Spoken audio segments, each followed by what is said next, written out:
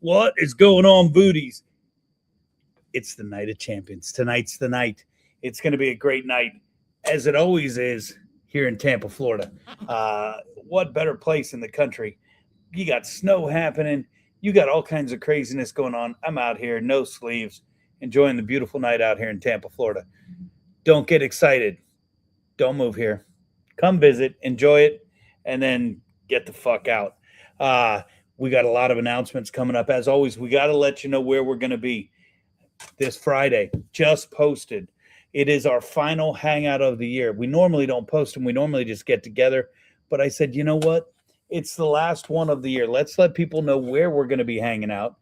No rhyme, no reason, just sitting around smoking cigars, hanging out, having a good time. We're going to be at the original Hooters this Friday from 12 in the afternoon till 3 o'clock. You'll get to see the entire VooDoo team. They'll all be out there hanging out. If you want to join us, come out. If you don't, you know what? We do it all the time. We enjoy each other's company, and we're way okay with that. But we'd love to see you. Some other good stuff. Keep a lookout. We've got a fundraiser going on right now on our Facebook pages. You can click. You can make a donation. We're going to donate up to $1,000 on top of whatever's donated. So we're going to get this going, and it's all to feed people in need. We're taking care of that this week. You're going to see the posts. You're going to see the bags going to people. You're going to see us taking care of it. I may or may not have ordered a shit ton of turkeys today. We're going to make some people happy this holiday season, and we're going to share the love. That's what we do. You know, a lot of people see us out in the community partying like rock stars, having a good time, creating awareness about food and education. You see us in the parades. You see us giving away those scholarship dollars. But don't forget, it's our hope that no one goes without. First and foremost, we want to make sure that those that are in need of food, if we can help you, we're going to help you. And that's what we're doing this week. If you'd like to make a donation, log on to VooDoo Chef Facebook page at VooDoo Chef 13. Scroll down about 3 or 4 posts and click the donation link. Make a donation. Help us take care of those who might be struggling this time of year. It's going to be a great, great day. Night of Champions. We got a lot of big boys coming in the room. We've got powerlifting champion Faith Lee coming in at 8:30. Her and I are going to have a pizza eating competition. 10 minutes to finish the pizza. Who's going to do it first? I don't know. She weighs about $110, $120 soaking wet. I'm like 3 of her, 6'7", 240. You know, that's how I roll. We're going to see who can finish this pizza first. We'll know. And, of course, presented by Domino's. Big shout-out to my buddy Pete Bois, regional manager for Domino's Pizza, for taking care of tonight's event. And not just tonight's event. Man, we've fed people at schools. We're going to feed people on the parade routes. It's going to be a great day. Make sure you show Domino's Pizza all the love you can. After that, we've got Miki, Sudo, and Nick Wehry. True power eaters, competitive food eaters. I don't know. They can eat a lot of fucking food. Multi-time champions across the board. They're coming in. I can't wait to talk to them. Great people, but after trying to, do what they do, it's going to be interesting to have them tell me how they prepare. Because if you know what I did to prepare, man, I had a couple grilled cheese sandwiches. I ate some chips. I probably fucked this whole thing up. It's all right. We're going to have a blast doing it. We're going to see what it's all about. We got family. We got Florida Man coming up right around the corner. And we've got a special host. We've told you he's going to be with us for the rest of the year. My good pal, Jimmy Mack. Hanging out, talking smack. That's what we do. That's what we love to do. Get ready. The whole family's coming here in just a sec. It's season 3 of VooDoo Underground, and once again, we've taken over the kitchen at the Hillsborough Culinary Academies of Irwin Technical College. We have 8 teams, each using VooDoo Chef sauces and seasonings to create their own unique burgers. They're going to send them to a group of judges to find out who is worthy of taking home the title of VooDoo Underground Winner 2025. So let's VooDoo.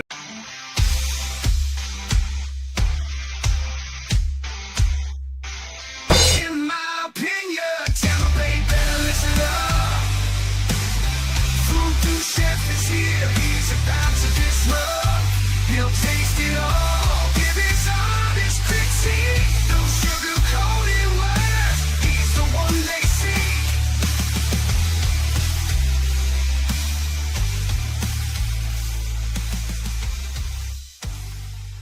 What's going on, Voodies? We're hanging out at Q Southern Barbecue right here in Oldsmar. They just opened. And if you know, you know. Check out these burn ends. Oh, my. You know I love burn ends. Man. Not only amazing burn ends, you get to wash it down with an RC Cola. Talk about going old school. Talk about bringing it back, right? Man, Q Southern Barbecue, you guys got it going on. In my opinion, one of the best there is. Get you some.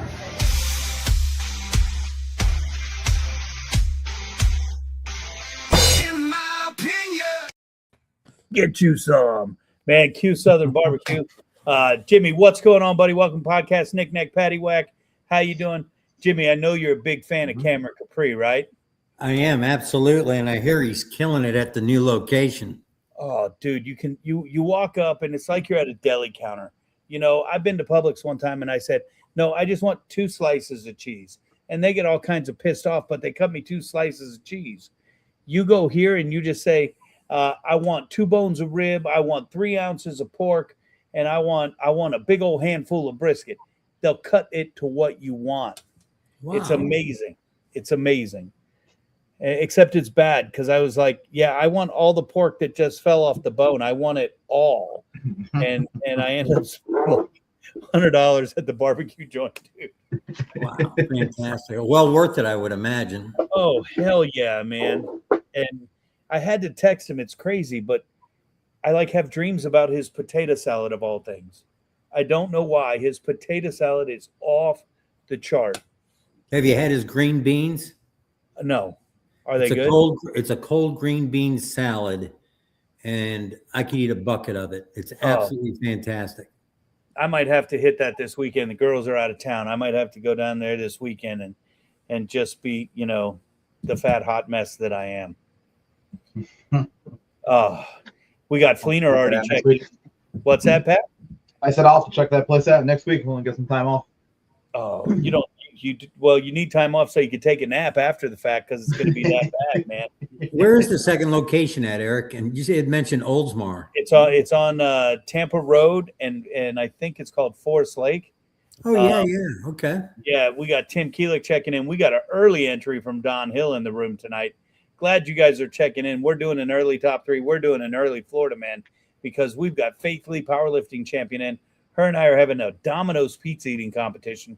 And right after that, we got Nick Wehry and Miki Sudo joining us to talk all things competitive eating. And special co-host tonight, Jimmy Mack. God knows where Big Eddie C is. Who knows? Looks like Florida Man's going to be delayed. You see, he sent this text, anniversary tonight. Oh, that means out of pocket tonight. Yep. I guess I should read my text. It's been a little busy day. It might help you. It came through a couple minutes ago. I bet he's going down to Council Oak and enjoying a nice big steak with his wife. And then I'm such a bad friend. I should have known that. Oh, I'm horrible. I'm horrible. Oh, I'm going to have to send Gina a message and tell him happy anniversary so she doesn't find out because she'll get wicked pissed. But that's all good. Jimmy, you were telling me about something you cooked this weekend. Tell me about it again, because you did something a little special with a little special voodoo sauce. Tell me about what you made. I'm not sure what you're talking about. Well, last week we talked about one of my favorite ingredients to use, and I still can't find it. Anyway, so I met the butcher up at the local Winn-Dixie, and the young man was kind enough to cut me 5 pounds of beef ribs, but I had him flank it. Did a great job, cut them about 5/8 of an inch thick. And I didn't marinate them, just a little salt, pepper. I actually put a little red on it just to give it a little character. Threw them in my new smoker, smoked them for a little bit, not long at all. And then added some coals to the fire, raised the heat up a bit, so gave it a nice little char to that gristle side of it. And then I finished it with this. A little bit of Voodoo Smokehouse. No bullshit, man. It just unbelievable. Oh man, that makes me so happy that you enjoy that. It was fantastic, absolutely fantastic, and I don't understand why I haven't used it before. It's like, Me why either. why are you keeping it a secret? I gave that to you like 7 years ago, dude. It ages well. Oh, Absolutely fantastic there, Eric. What a difference. I mean, absolutely. It had that melt away flavor, and the whole family, even Brett, my son-in-law, who's a pain in the ass, he actually took some home Monday night and Tuesday night and finished them. dude, I love that because Jimmy, you say he's a pain in the ass, but you don't eat chicken. You ate my chicken at the Epicurean, so you know I consider you a picky eater. But so when you say something's good, man, I really dig it, bro. I'm particular. I'm not picky. True, I'll take that. I'll take that. Oh man, apology accepted. I'll say it out loud. I'm sorry. Look at the room filling up. We got Dahlia checking in. She's at Sugar Shane's tonight. I don't know what that is. The only Sugar Shane I know would be at First Watch. Ren Rose checking in. She's ready. She's got Riesling and cheers, chefs and eaters. It's going to be a big night. I guess we're going to bypass Florida Man because I'm special like that. And we're going to jump right to, what time is it? I don't even know what the fuck time it is. You know, I mentioned the Epicurean, and I didn't even say anything about it. I totally forgot. On January 29th, that's right, January 29th, down the road, we're going to be at the Epicurean, doing some fish, some belly, some burgers, all things voodoo, what you would expect from us being at the Epicurean. And we are going to have a kickoff party to Gasparilla Pirate Fest. On the 29th, Ye Mystic Crew has their big ball, and you got to have an invite to that. And I don't have an invite. So we're like, fuck it, we're going to throw our own party. We're going to be down at the Epicurean. We have a big menu planned. It's going to be a great night. There are only like 24 seats left. So if you're interested, make sure you grab your tickets now. I guarantee this is going to sell out before Christmas. People are giving it as gifts, coming down to hang out. We're going to party like the rock stars we are over some good food and get ready for that Gasparilla Pirate Parade. Pat's got this up on the screen, but I got to, move my glasses so I can fucking see it. I'm going to try to read it. That Hot Honey Smash Burger is good. We wrote that that was inspired by one of the high schoolers that won VooDoo Underground, which you can watch on RHS TV. And we made that out at Eurobake for their bee event. They brought in beehives so they could cultivate their own honey out at the plant. And so we did the hot honey burger out there. It was a great night. If you'd like to taste it, everybody says, where can we taste your food? The Epicurean. We're taking over for the night. Come out. Jimmy, you've been to one of the events out there. Good time? Oh, absolutely. As a matter of fact, we enjoyed it so much that unfortunately, I'm going to bring Dave Chappie and his big-footed girlfriend, Meigs. They're going to join us, and they are so looking forward to it. And the one that's most excited is Rhonda. Is who? Is Rhonda, my wife, believe it or not. She's enthusiastic about something. That's the event she's enthusiastic about. Hey, I'm excited. And he's checking his back. So Rhonda said she had such a good time when she came. The next time I was at the Epicurean, I asked her what she wanted, and we wrote the menu based around what she wanted. And you guys couldn't make it, so it was disappointing. I'm very sorry you couldn't make it, but I'm glad you're going to be there this event. Make sure you guys get your tickets. I'm telling you, it's going to sell out. It's going to be a good time. And when the event's over, don't leave, don't run away. Let us do our thing, and then join us out back for some cigars. Come right out back. We'll be smoking cigars on the back patio, and believe it or not, we actually eat dinner right after the show. Jimmy's a great co-host from Fleener. You have a new friend in Fleener there, Jimmy Mac.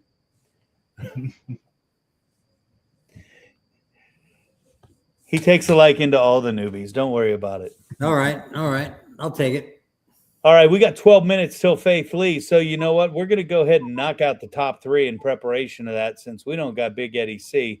We're just going to do it right now. Get ready for the top 3. Don't go anywhere. Gotta make a top 3 about everything I see. From the places I've been to the food I want to eat. Give me a topic, any topic. I'll give you my decree. The best of the best. It's all about my expertise. Top 3. That's how I roll. I'm taking control. From rock to movies, all the way to my favorite TV show. Top 3. Ain't nothing better. My pitch can be beat. So sit back and listen. 'Cause this is my ultimate beat.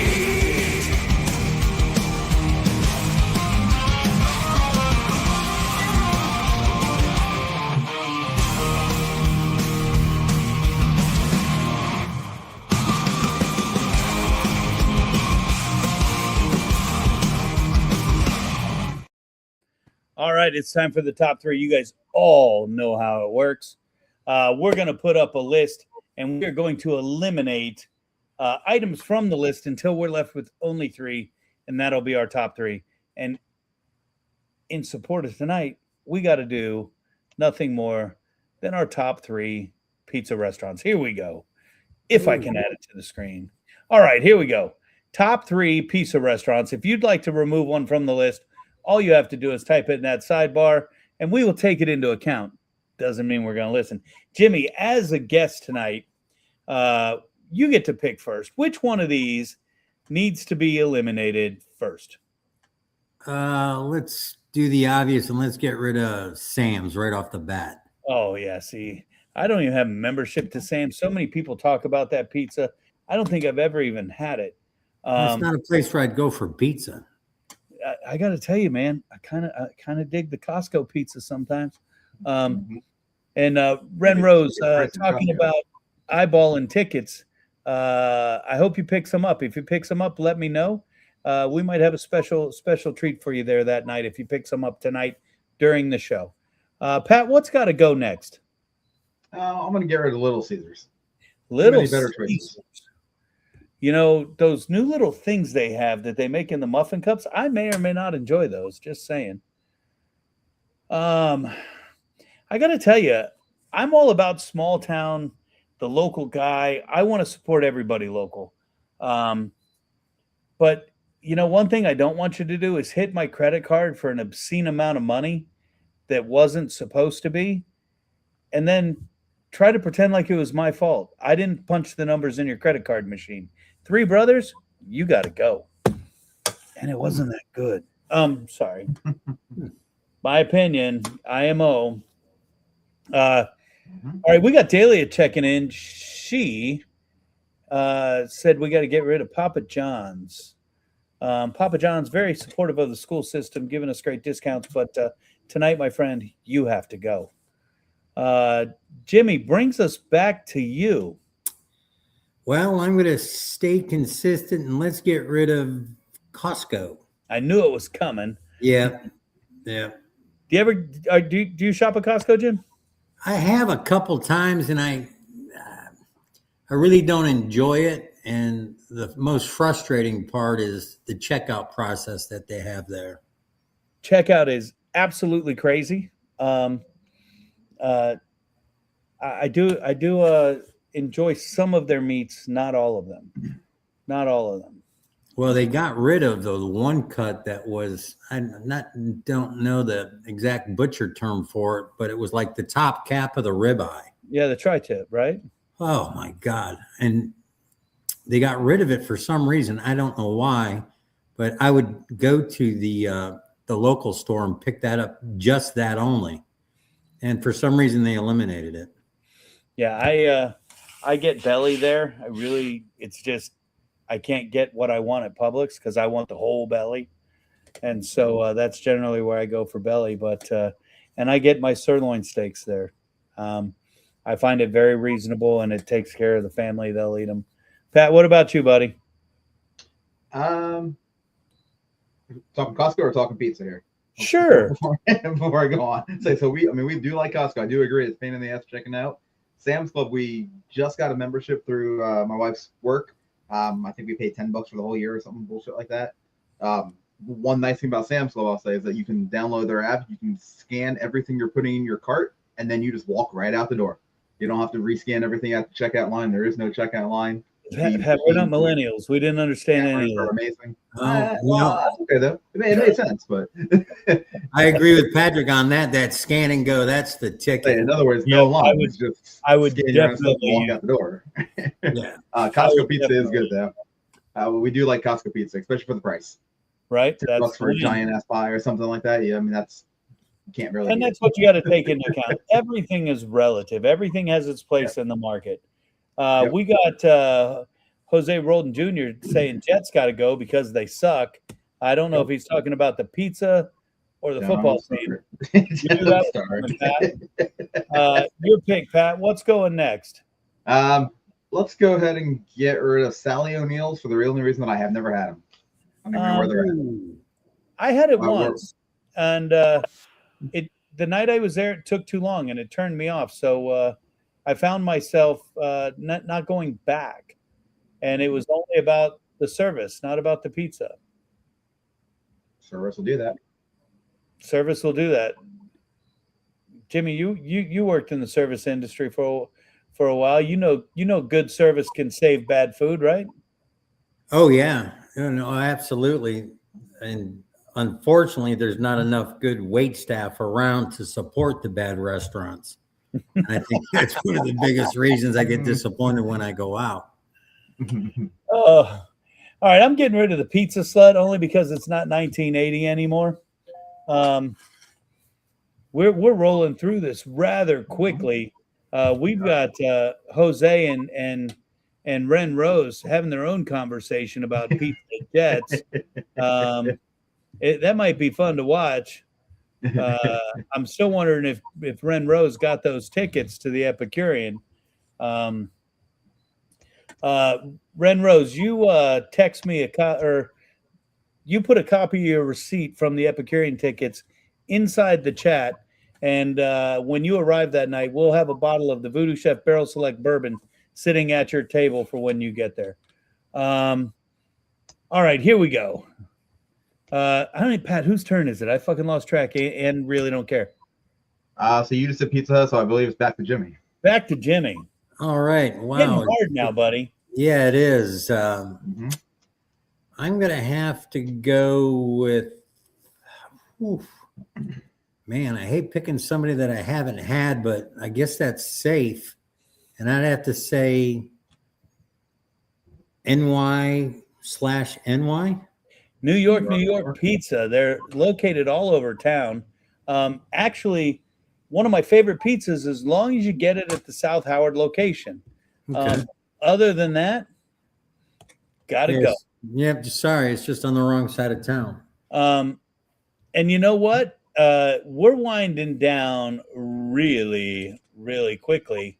Pat, we got you and then me, and then we're gonna start lining these bad boys up. And it's super hard where we're at right now. It is. Let's go ahead and get rid of Duamici. Duamici's a great slice. Didn't you and I go there once? We did. Yes. Yeah. At least Great once, maybe slice twice. of pizza. If you've ever been down to Ybor City, get into Duamici. Yep. Great slice of pizza. But unfortunately tonight, not in the top three. Right. Oh man, I'm gonna hate to do it. We're just gonna line these up right now. If you can't see the top three happening right here, the last two are gonna take a rather quick exit. We're gonna get rid of Nona's Slice House and Eddie and Sam's. And if you know us at all, Nona's, Eddie's, and New York, right here, hold true to my heart. We will drive anywhere for those. But tonight, it's all about Domino's Pizza, because guess what just showed up at my door? A nice box of Domino's Pizza. And we're getting ready for this pizza eating competition.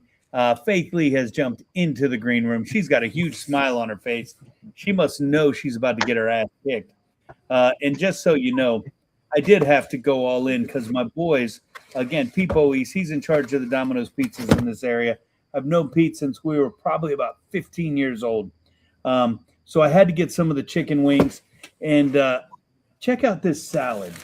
Normally, I don't admit that I eat salads. As a matter of fact, I tell people don't let people know that I eat salads.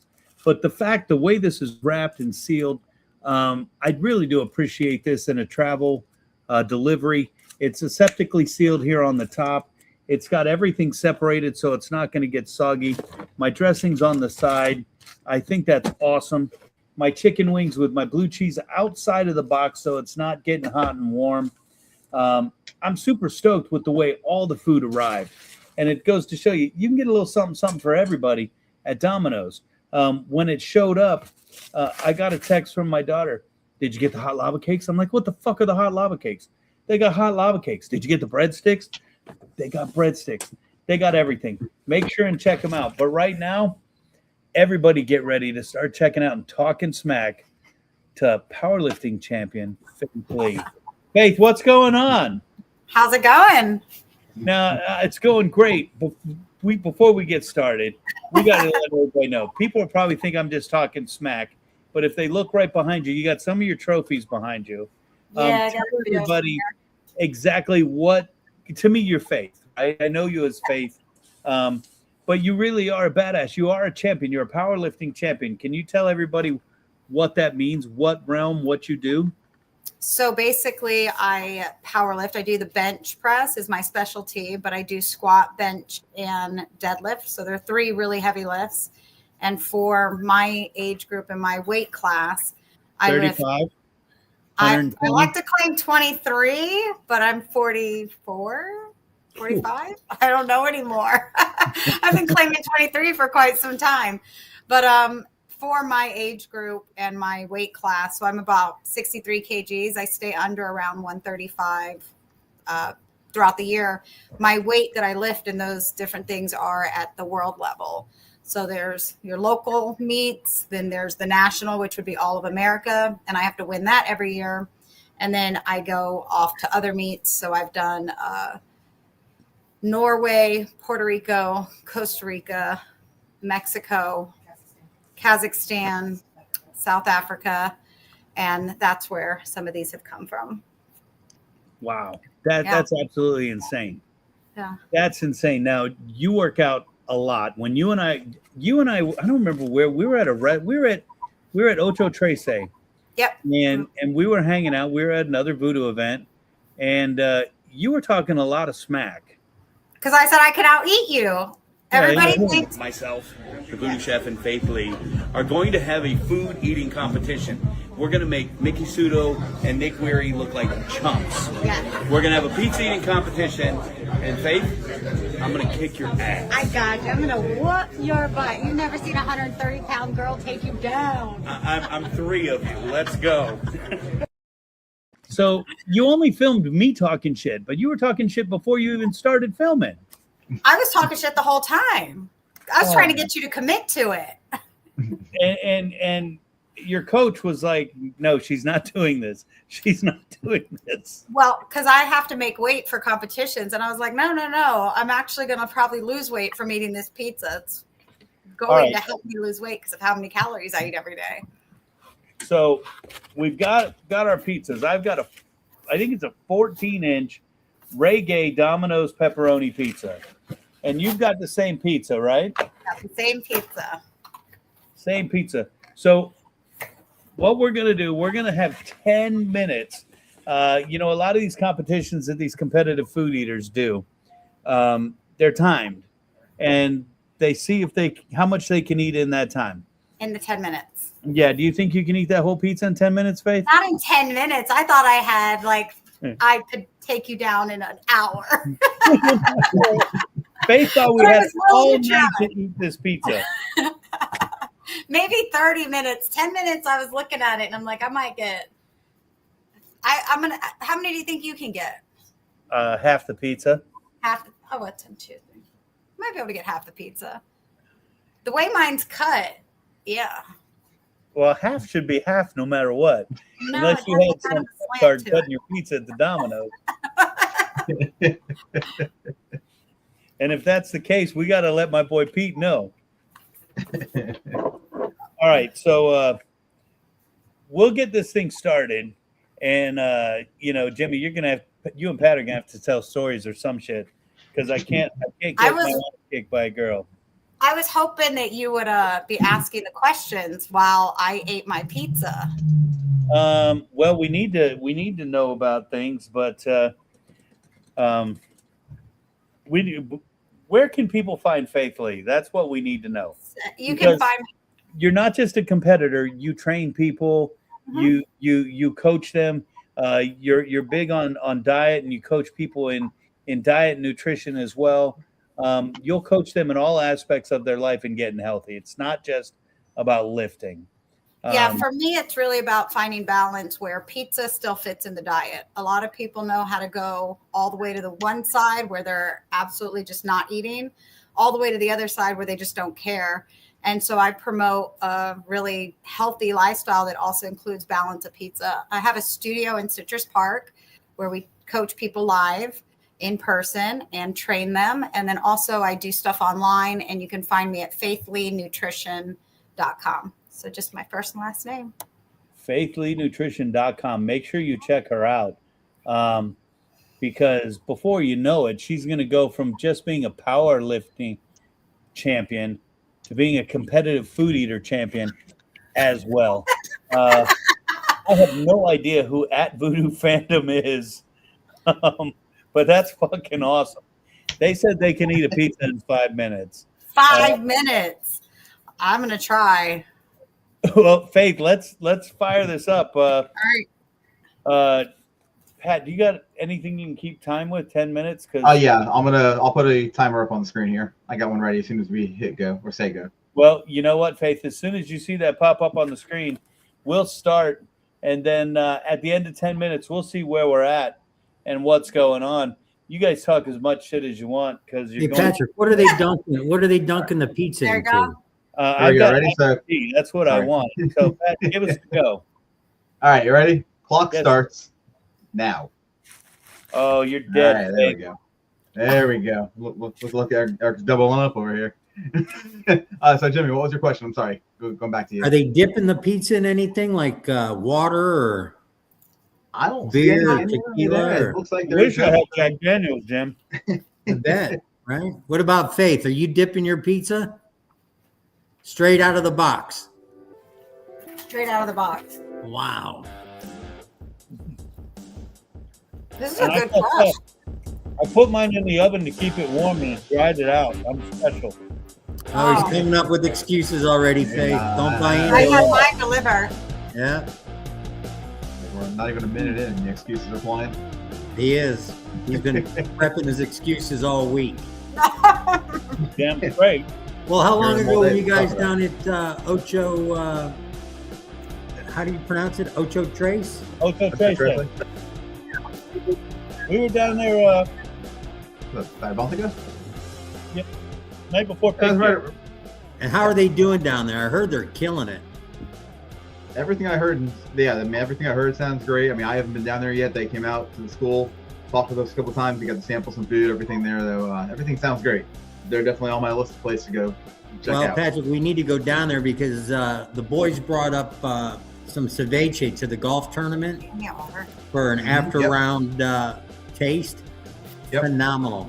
I think I had Yeah, about six glasses of it. You were there. What'd you think? I was there. No, I had some. Yeah, it was really good. I mean, I think they brought some to the school one day too. I know they brought out some pork belly one day and just came out and talked to the students and talked to us a little bit. And like I said, everything I tried. I've seen some pictures. Their menu looked really good. The food looks good. I saw a burger on there, so I'm definitely gonna check. That's They on my got it list here for going the on. next 2 weeks.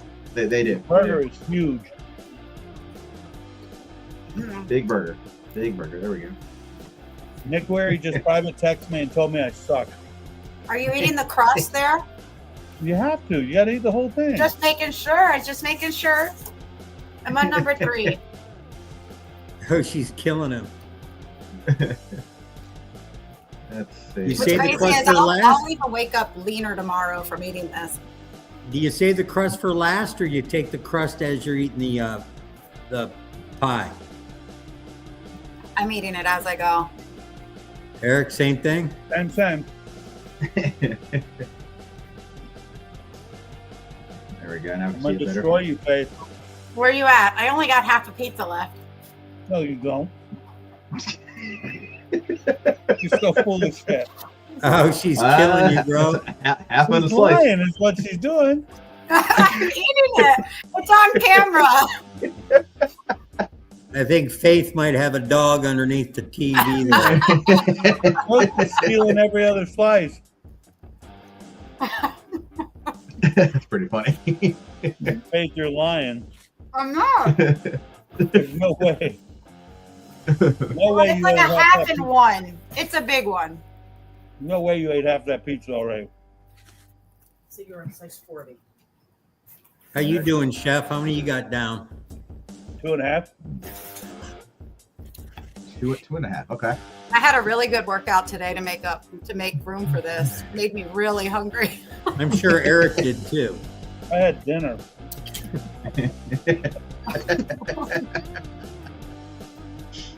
That's pretty funny. All right, we're hitting the All 6 day. minute mark here.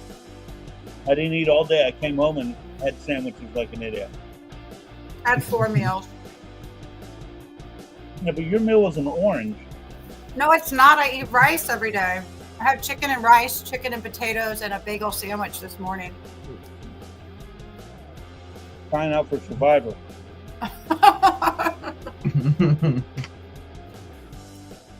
Where you at, Eric? I'm Are you almost halfway? Almost.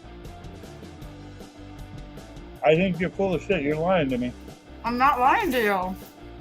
You can rewatch your podcast.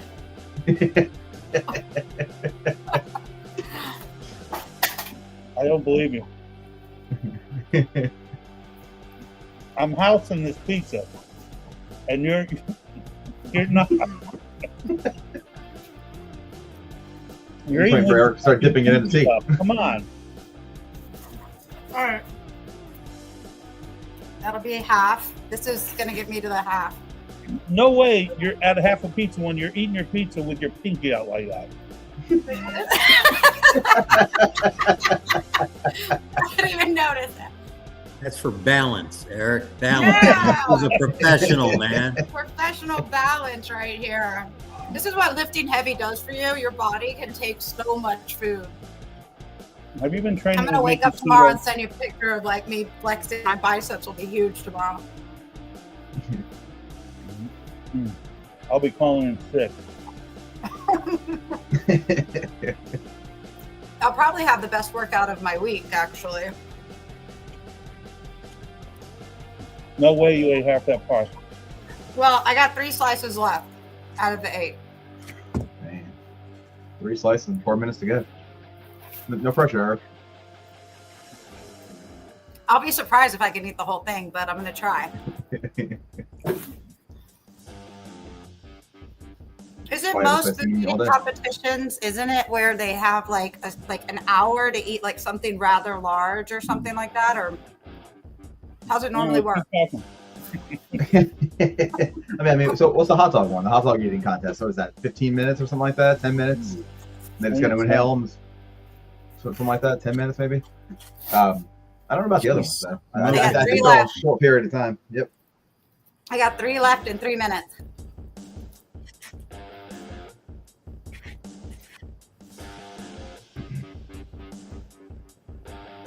Let's see. Why do I feel like fucking? The Fleener saying he's always surprised when he doesn't eat a whole pizza. I've never seen Eric this quiet for this long. I know. I'm starting to get worried. I kind of like it. I don't like to lose. You got 3 minutes to figure it out. That was a long minute right there.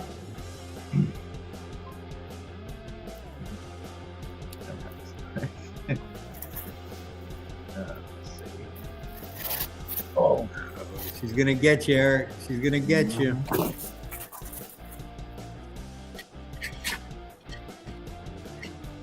2.5 minutes. Here we go. Coming down. I have the 2 wire. slices left. I threw away 2 slices too. Don't worry.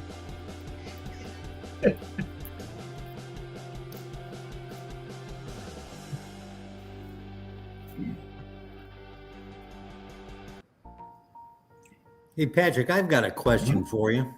Absolutely. What's going on? Who is your favorite chipmunk?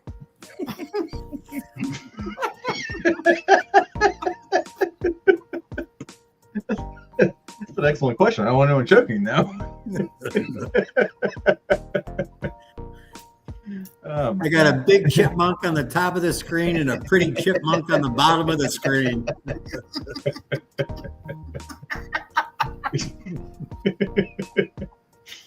Oh man, let's see. We're check some of these comments here.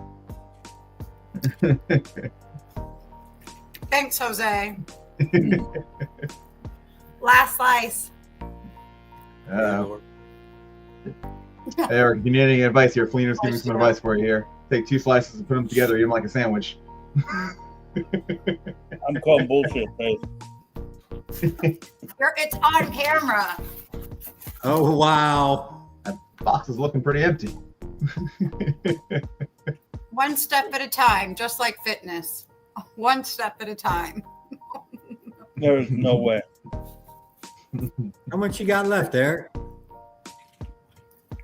The crust off of fucking I 6 think slices. pizza's an essential food group. It's full of sodium. It's really good for you when you've gone running.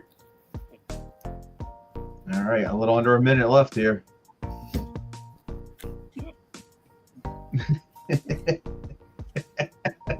Faith, you're full of shit. It's on camera. It's magic. What's on camera is you daintily eating pizza while slices are being pulled from your body. No. Oh my god. I've seen that look before. Uh-oh. I've seen that look Boom. before. I've done a lot of stupid shit. Done. I'm all Look at done. Wow. Look at 14 that. seconds still left on the that. clock. 14 seconds on the Okay. clock. Yep. Now, Yep. Smoked him. Yep. I'm And gonna done. tell you, I've never done a Congratulations. whole pizza in 10 minutes, but that was awesome. That was very impressive. Thank you. And I did sat it. here Nice. and was housing that pizza. There's no way you ate 8 slices of pizza. What a sore loser. Right? I guess that's the end of the podcast tonight, huh? Yeah. Eric's taking the podcast and going home. Difficulties here, right? I'm taking my, that's good. I'm taking my podcast and going home, dude. He's going home. He's done. He's tapped out. How much do you have left, Eric? What'd you get through? I ate everything except the crusts of 6 pizzas. You didn't eat the crust? Were you going to save it for the end? Well, at least I was actually eating everyone. I ate every single bite. Oh, wow. Oh my god.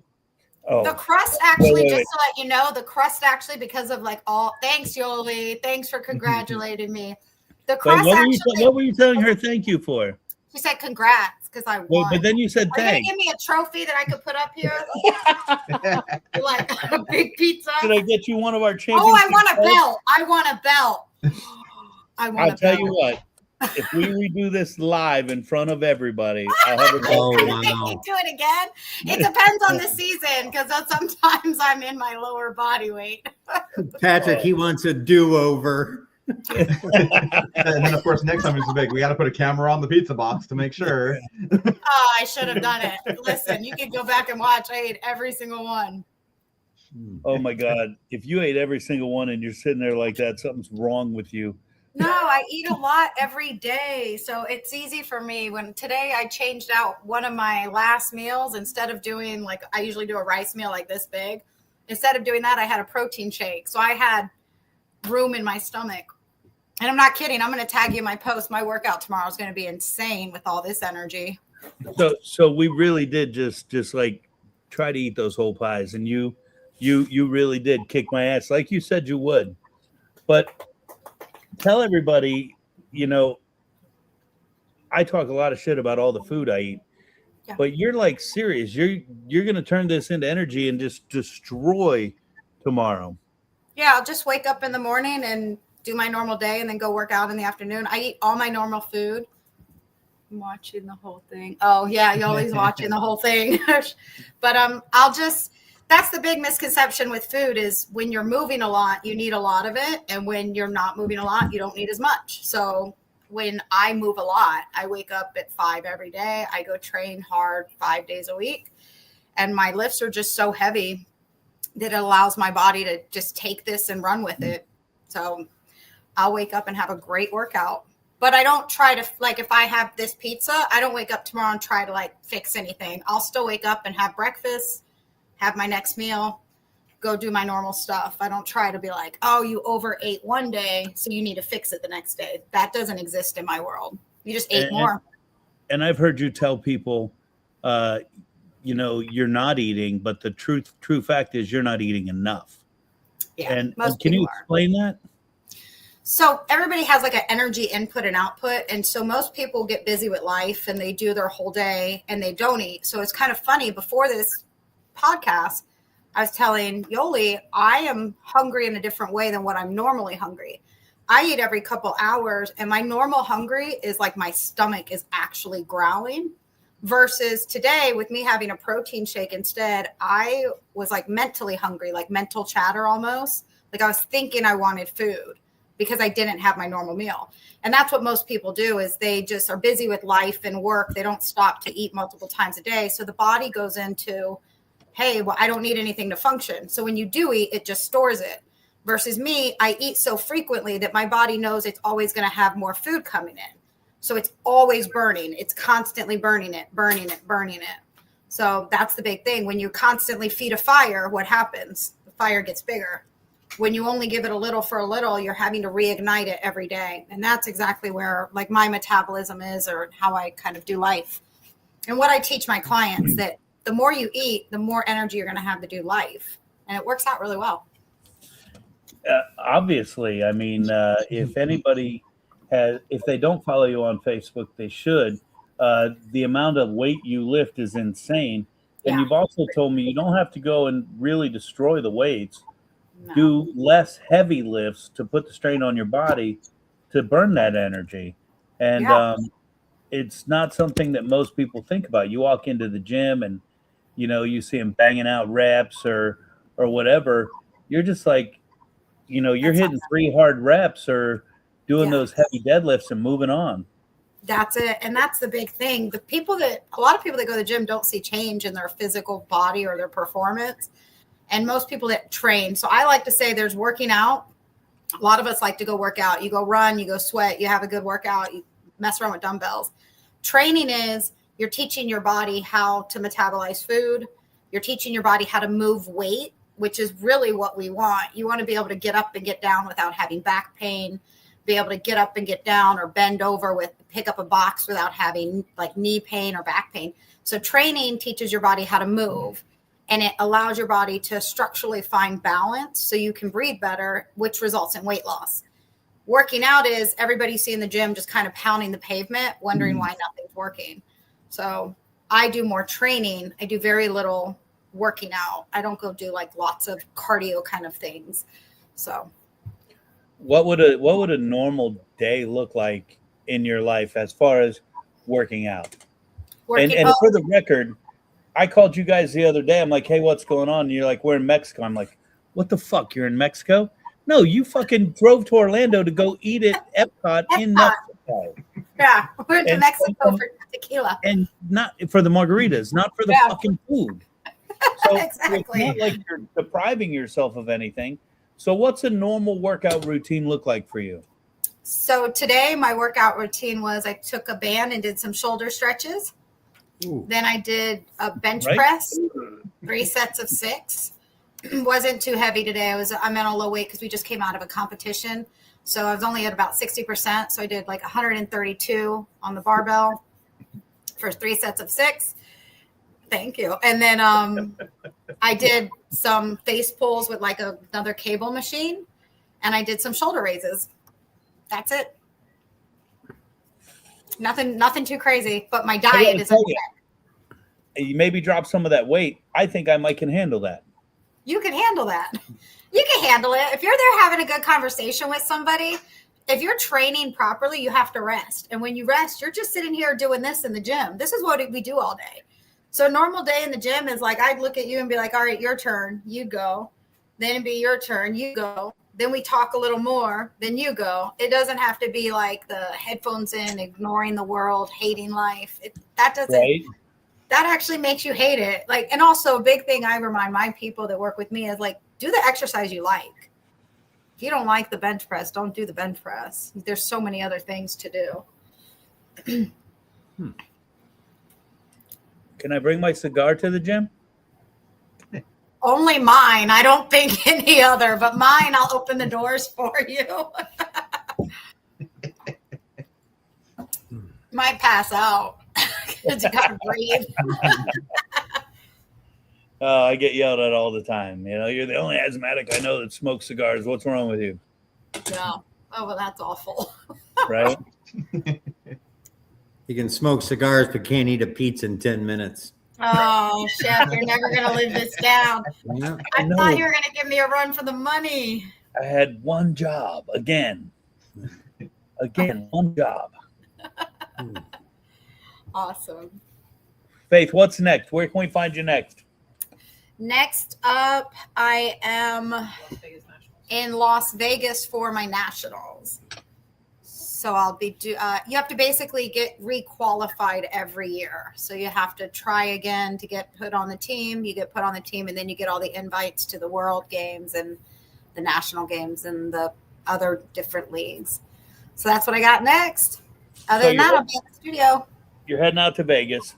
Yep. What events will you be competing in? I'll be competing in the bench press for this one. So this will make the national team for USA to compete in all of theirs. They have Poland this year. We have Belize, Canada. So I have to make the team in January in Vegas, where I will be eating all the good food. Any suggestions, I will take them. And then from there, go to either Poland or Belize. Wow. Yeah. That's amazing. If I can ask a question, Yeah. with your international competitions, is there a certain country that you kind of go after, or they're held at a higher standard, or is there a nemesis that you personally compete against every year? So Mexico is really strong in the ones that I play in. The North American Games is my favorite competition to go to. So that's like Puerto Rico, Canada, US, Belize, all of the Caribbean, Central America, all of them. Mexico is my biggest one there every time. It's like neck and neck. It's a lot of fun. And then when you go to Europe, like I can throw out, my numbers are like 200 pounds, things like that. Europeans can lift like some serious weight, and the Japanese too. The Japanese get under the bar, and the way they get under the bar, the way you watch them like put their body, it looks insane. You can just watch them do it. They take their time. They're very, very intricate. And then the way that they lift the bar, the way they put their hands is like, it's mind boggling. You can't even like rationalize how the body moved that way.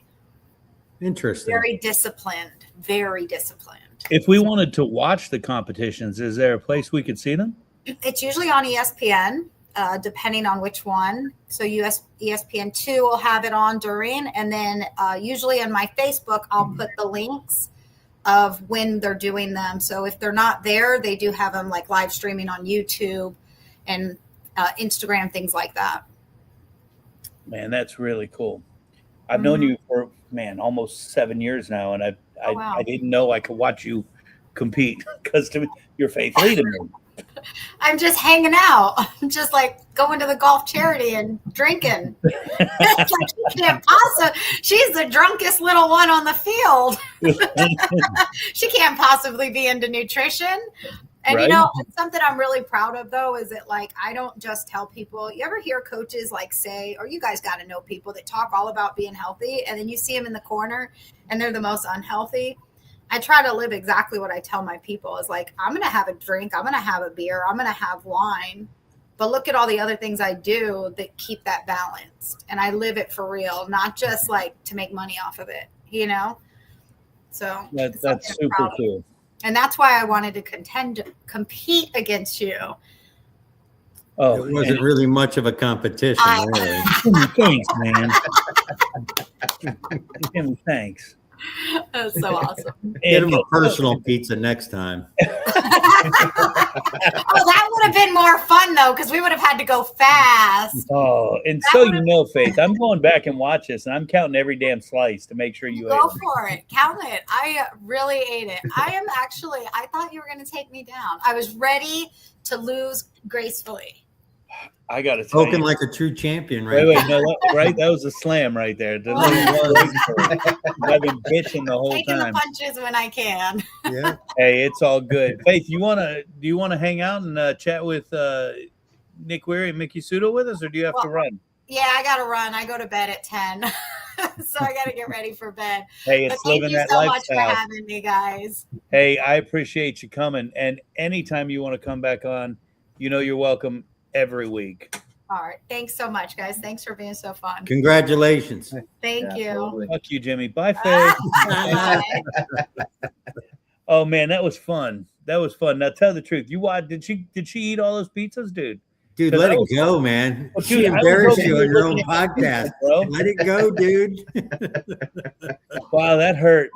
That hurt. Man. That hurt. And in the back, I don't know if you guys can see in the green room. Nick Wehry's in the green room just laughing at me. Well, I mean, thanks, man. I thought we were fuck, dude. Everybody's just gonna be dogging my shit tonight. It's all good. I don't blame them. Yeah. When we come back, Miki Sudo and Nick Wehry are good pals and some badass competitive food eaters. Champions, if you will.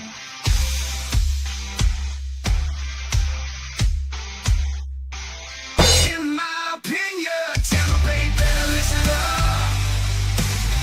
VooDoo Chef is here, he's about to disrupt. He'll taste it all, give his honest critique. No sugar-coated words, he's the one they seek.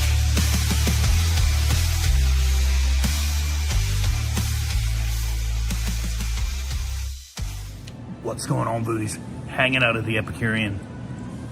The hotel bar. Why would we be doing that? You know why? For this bad boy right here.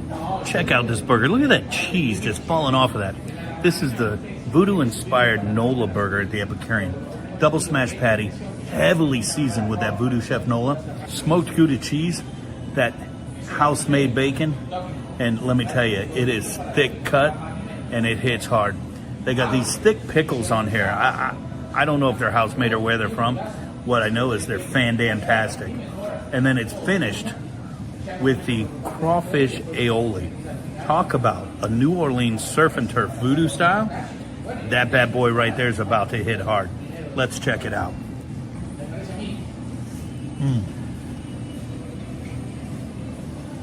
Holy cow. Every aspect. Holy cow.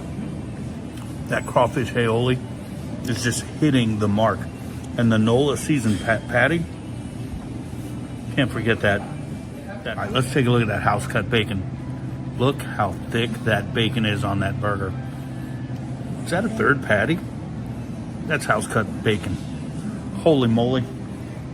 If you don't know, you're about to learn.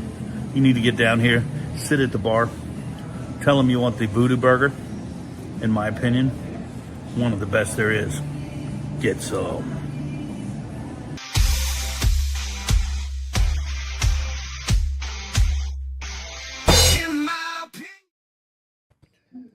Dude, I got to tell you, I'm hurting really, really fucking bad. Your feelings? You'll get over it.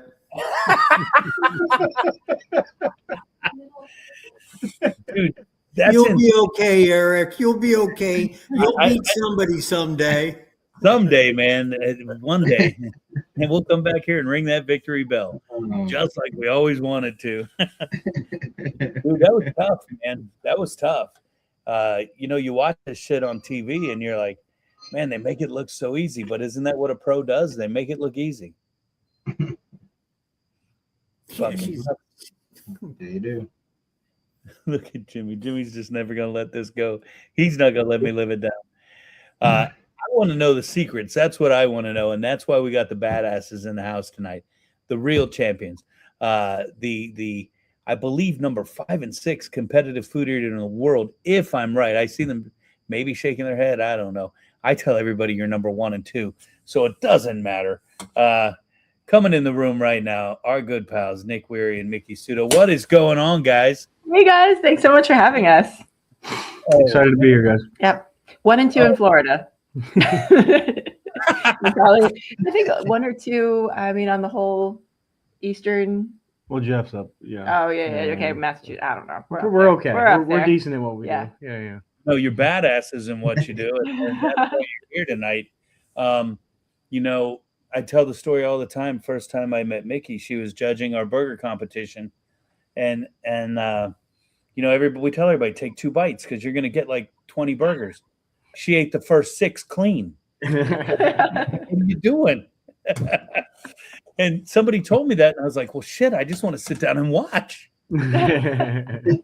So I know you guys are busy with family and stuff. So thanks for taking time to come on, and you got your busy competition schedule. You know, I just had a pizza eating competition against a power lifter, and I got my ass kicked. You got to tell me what the secret is. How do you train? How do you get into this, first of all? Oh, that's tough. I mean, I think we all kind of we usually, a lot of us get into this kind of like the 6'10" guy gets into basketball. Like people kind of see you and they're like, hey, you might be good at this. You might just want to try. So people's, you know, friends or people who know us saw us at a buffet, or there's an eating challenge or something. And then our competitive spirits took over. Like, you know, and I was just watching from the green room and noticed that like that's a high level power lifter that you know took the W in that mini eating contest. I wasn't hugely surprised, just because of the competitive nature of some people is probably one of the biggest carryovers to what we do. Is like a lot of people in what we do are just psychotically competitive and hate to lose more than we like to win. It's, that's probably the biggest driver. I think I just kept challenging people to things, and this is what I was good at. Yeah, she's good. She's very good at being challenging. She's outstanding. I think we're hearing some underlying tones there, brother. Before you guys were even in the green room, you know, Jimmy and I were talking as the show started, and we gotta give a big shout out to our favorite member of the family, Max, who's probably in bed right now. Oh, I know. I probably belong in bed too, to be honest. Yeah, Max is he's snoozing. He had a very, very long day, sans nap. Yeah, he missed nap. But all good. He's doing excellent. So thank you. Well, that's great to hear. And guys, Jimmy, Pat, if you guys have any questions on the way, shout them out. So you kind of get goaded into this or pushed by friends. What's the trick? What's the training process like? How do you train to be a competitive eater? I think Nick and I are really good at different things. So he's good at powering through things that are generally unpleasant. So like, for example, like he's like, we're very close in some disciplines of food, but when it comes to like blocks of Spam straight out of the can, or, you know, tangy pork slices, or thick cut bologna, or I don't know. There's just some things that were not my favorite. Like he's really good at like that mental game, like, you know, mind over matter when it comes to things that are just unpleasant. The deep water, going into the deep water. Well, Jimmy was getting excited about those things you were talking about. Yeah, like it's bologna and Spam. Well, yeah, like we just do straight slices of bologna in Tennessee, or we did Spam if it was like Spam musubi or pan seared. Spam fried rice. Yeah, that'd be great. Spam and Simon. We got Spam just plopped out of the can onto plates and bricks in the middle of Austin, Texas in August.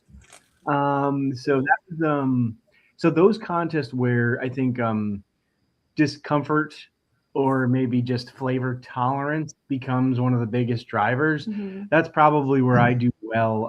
Where Miki actually brings ability to the table and talent and like rhythm. So when it comes to that, she'll typically, if it involves a similar motion, like if we're to do noodles or donuts, where it's going to be like bite, bite, swallow, donut, dunk, bite, bite, swallow, almost like a pattern, she's going to do very well. I do better with like violence and discomfort. But we practice like we play. We train. I practice probably definitely a much more frequent clip. So, just the other day, cooked up 48 hot dogs and buns, threw them on the table, had my dunking liquid. It's December, put the music on. I got these little headphones, so I can only imagine the neighbors hearing the ASMR that's going on from over the fence. Probably think I'm a psychopath, but I'll do that with reasonable frequency for either hot dogs or contests we have coming up, where Miki just brings. There's a lot of natural talent. If she practices with too much frequency, I think it becomes more unpleasant. Mm-hmm. She just kind of wants to do it just enough and just kind of show up, kick ass, go home, collect her check, and move forward. Are you training your stomach to take that much food? That's one of the things. Yeah, that's one of the things I'm doing. One of them is kind of expanding the bag, because the bag has to fit, the contents that you're going to put in there. And it's kind of like actually similar to, previous guests. It's like a progressive overload system. It's like at one point I could probably only fit maybe 27 hot dogs when I first started, and then it became 30 and 32 and so on and so forth. And then the more you can fit, I might be able to right now I could probably fit 60 hot dogs and buns, maybe low 60s.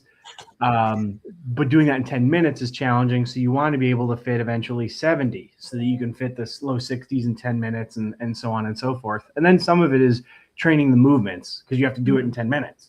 Training the movements, training the repetitive nature. So for me, it's kind of like a sweet science, where part of the enjoyment is the climb of doing it and failing and doing it and failing. And like I just love to fail. Erik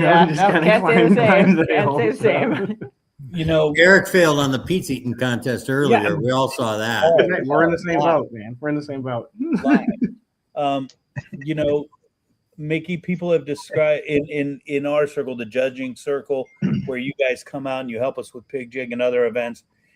People have said, "Oh my God, she's so tiny," and Nick, they're like, "The guy really is jacked." So it's not like what you would expect to see. When somebody says competitive food eater, I picture that guy that drinks like gallons of lemonade or whatever he did. That huge. Oh yeah, Badlands. Badlands, yeah. You guys aren't what I would stereotypically think a competitive food eater would look like. So when you're expanding your stomach, how does that affect the rest of when you're doing normal routine? When you wake up and not practicing or practicing for that eat, are you waking up going, God, for breakfast, I just want 6 dozen eggs?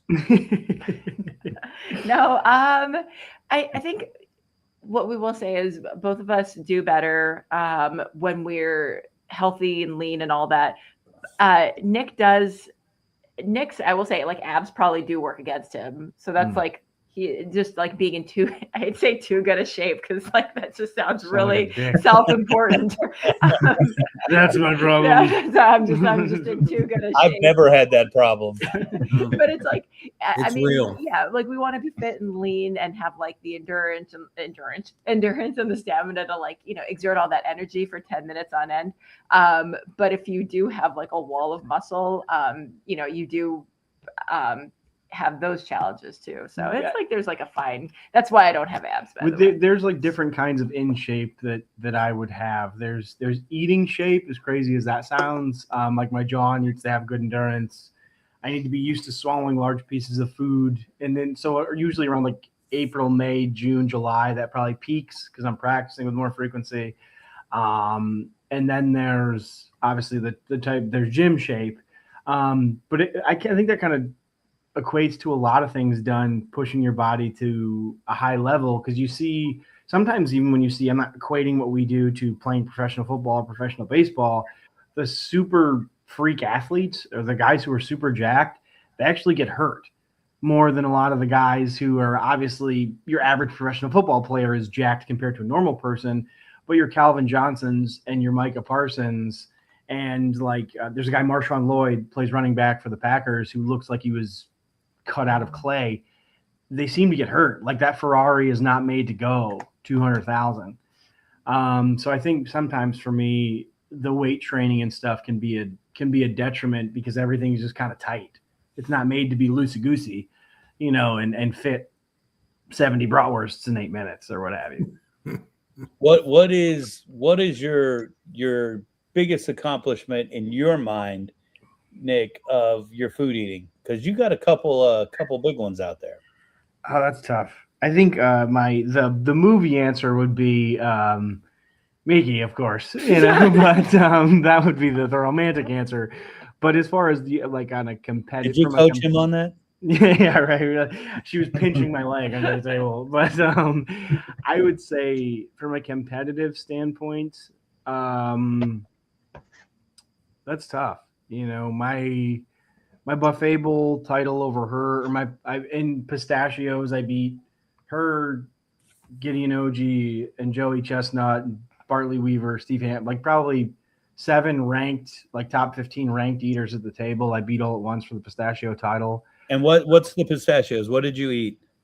Oh, 228 in 8 minutes, shelled and eaten. So it's not really a volume thing. It was just a matter of doing it. Not having anxiety, because that's a pure technique driven sprint. If you mess up anything, you get out of rhythm, you're lost. Yeah. So that would probably be one of my better ones. But there was a bratwurst contest where I actually lost at bratwurst to Jeff Esper. He ate, I believe, 72 on the day, but the record was 64, I think, for about 7 consecutive years. And I ate 70 that day. It was Joey's record. I ate 70. I just picked a bad day to have a good day. So that's probably one of my better numbers, 70 brats in Ohio in 8 minutes. 8 minutes. Yes. Yeah, that was 12 cans of Spam in 8 minutes. 10 and 3/4 pounds of fudge in 8 minutes. There's some decent numbers. What's that sugar high like? Not high, not low. Oh. It's a low. It's a questioning life choices. There's also about almost 11 pounds of fudge, but also probably about half a gallon of coffee in there too to get the fudge down, because I use bitter to offset the super sweet fudge. So between the coffee and the fudge and the caffeine and the sugar and the fats, my body was very confused as to what I wanted to do at that point. I bet I know what ended up. Yeah, it was I don't know if I need to go to the bathroom or run 10 miles, or you just kind of zooted and say, yeah, it was. Dude, that is absolutely crazy. It was a rough drive to the airport. Yeah. And Miki, I mean, obviously, we see all the pink belts hanging behind you. And I was talking with someone today, and they're like, somehow the podcast came up, and they're like, so who's on tonight? And I told them you guys were on, and they're like, wait. I watch Nathan's every year. Seriously? And I'm like, yeah, they're going to be on tonight. They're great people. And I'm like, and they were like, I told him that you guys come out and judge for us. And he's like, does she bring her belt? I'm like, yes, she brings one of them. Obviously you kick ass in Nathan's. The only time you didn't win is the time you weren't there. Oh, right? Yeah, that's right. So it's the only acceptable excuse. I was pregnant with Max. Actually, God, was that July 4th, 2021? And we got back to Florida from New York on the 5th. And Max was born on the 8th. So it was just, I was cutting it so close. Yeah. But yeah, that's the only time other than that I've managed to win every single Nathan. And you still were there to announce. Yeah, no, that was a lot of fun. Even if I didn't, I don't even think I was supposed to get on a flight coming home. It's not encouraged, but I was going to make Nick go either way. Yeah, she's like, no matter what happens, you have to compete. I'm like, I will look like the biggest asshole in the history of time if I'm eating hot dogs while you're giving birth. Like, oh no, she told me to. Yeah, whatever, guy. we were Mickey and I were talking at Pig Jake, and I'm like, I gotta get a photo with Nick, and you and I lined up to take a picture, and you were smiling. And I'm like, no, dude, you need to give me the mean mug. and on TV, you're zoned in and you're ready to go and you're jacked. And Miki and I were talking. She's like, dude, he's like one of the nicest guys in the world, but Yeah. on TV. And I'm like, I don't, I see him on TV, but I get to talk to you and I get to have a different experience with you. So it's fun to watch you on here in that comfort zone and have everybody else see that too. And you're right. Everybody else would have said, oh, fuck you, dude. I can't believe you did that to your wife. Yeah. She tells me a lot. She's like, you need to smile more. You need to smile. You're not approachable if you don't smile. So I do my best to be outwardly, approachable, because like, as you know now, and anyone who's interacted with me, like, oh, he's just a pretty easygoing guy. But yeah, come contest time, I could see where when I don't like watching the footage back. It's super it's strange for me to watch it back, especially if you get your ass kicked. That's always fun to watch back. But I heard you relate to that. Yeah, I heard. Yeah, right. Yeah. But at the same point, when I have buddies that'll send me screenshots and I'll see them like an hour or two after the contest and be like, dude, chill the fuck out. Like, you look psychotic. I'm like, yeah, that's not gonna happen. Like, I am in it. I once had a training partner from my bodybuilding days. He told me, he's like, you're one of two people I've ever trained with that have almost started crying before the set even started. So there's an interesting place that I go that's probably not the most like probably just belongs in therapy. Yeah, instead, yeah, but, probably not the most mentally healthy via a therapist, but I think everyone has a different place they need to go. Whether that be me shoveling food down my face on the 4th of July, or somebody competing in NASCAR or professional football, or even like, I'm sure you've done a restaurant service that, like, in theory is, you can't just be the same guy you are right now in the middle of service. Cause you're like, if I'm going to serve 1,000 people in the next X amount of time, I can't just be, haha, cigar, Eric. You have to become like, hey, I might be a prick for the next 4 hours. You got to do what you got to do to get the job done. Right. He's good at It's it. the only way. So I think it's we all have a person we become, I think, or a thing we become when we have to be. That's funny. Miki, other than hot dogs, what records? Oh God. I think one of my more shocking ones to me is the ice cream record. It's 16 and a half pints in 6 minutes. It's just How the hell do you do that? I don't know, but so many people, That's like impressive. Joey, like the best of the best have tried to break that, and it's still standing from like 2015, 2017, whatever it was. Yeah. It's So nonsense. it's not just a contest that's no longer active, because there's some records that will never be broken because we just simply haven't had a whole lobster eating contest or something like that. But yeah, ice cream, it's just it's one of those that's endured the test of time, and the best eaters. So that one, I think, like, I love people's reaction when I say 360 whatever fish balls in 8 minutes. It's just that, because that's not something that I think the cheese. What was it? I think it's 328 whatever slices of cheese in 8 minutes, and it's like, here's the kicker: I'm in this contest, just getting my ass handed to me on a silver platter. I think I did like 249 or something in that same 8 minutes, and one of our good friends is MC for the contest, and even talking to him, he's like, oh yeah, bud, like you just, she was kicking all your asses. Like I could even see it. He's like, normally we have a reasonable idea. He's like, but I was thinking to myself, like, God, yeah.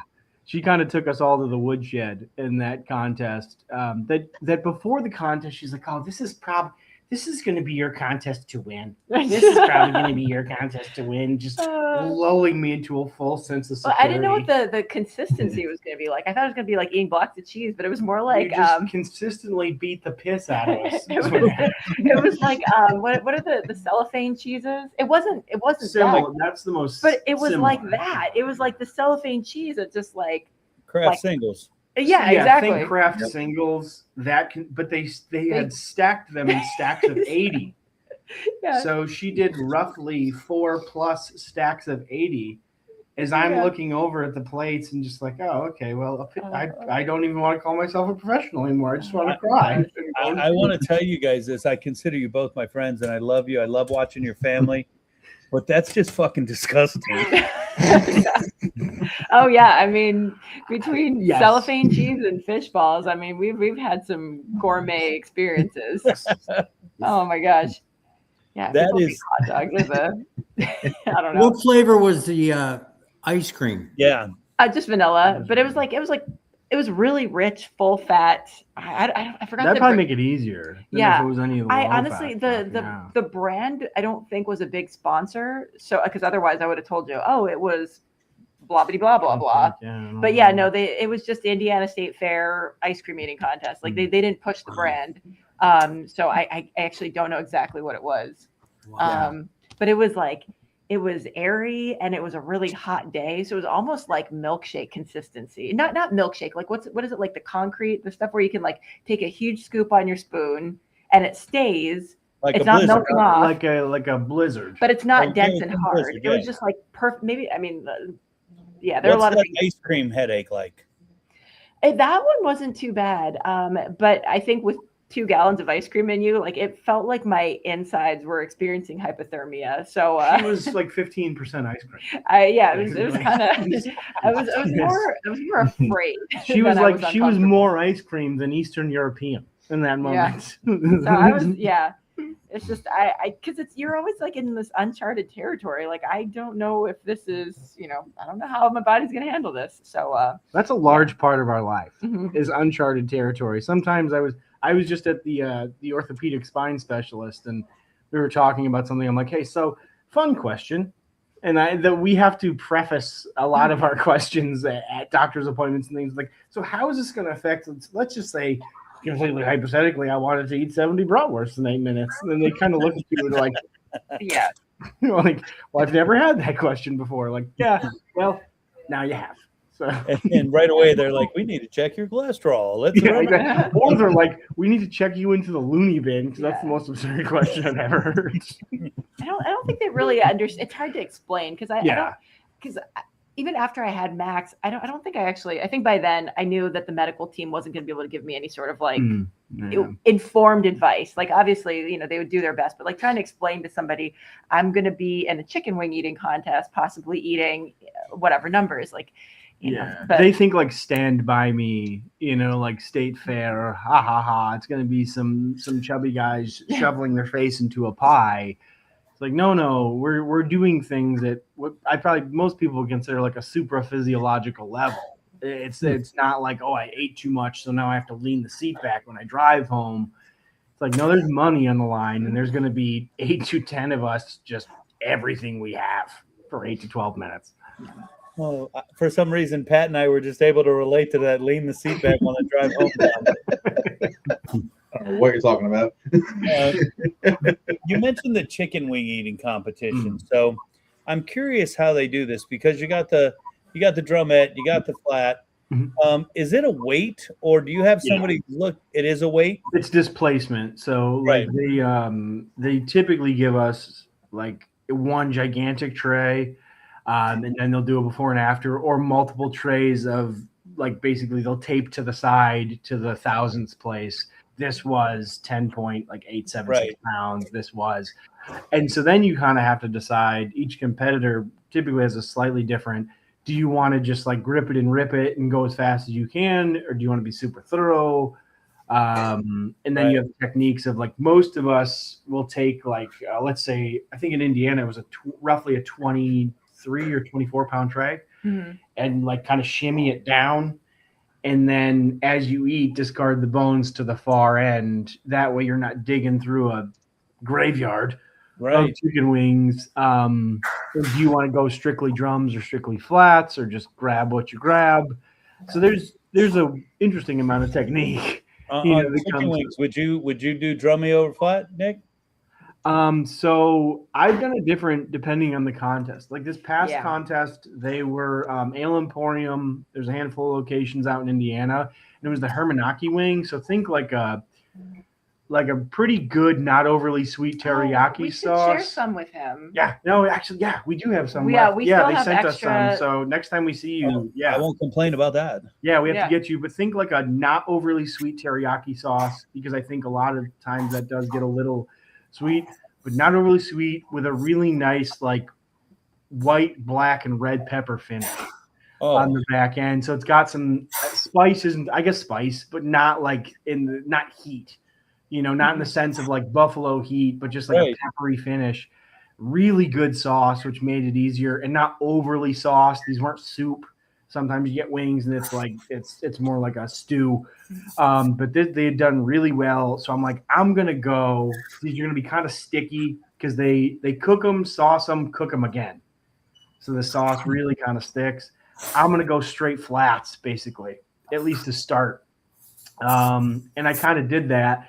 And that allows you to go pretty fast because those go with the fat content. You can pretty much just swallow them. Once you rip them, you pretty much just swallow it without liquid or as much liquid, but it's less weight than if you were going drums. Obviously, drums, it's probably 50% more weight almost per drum.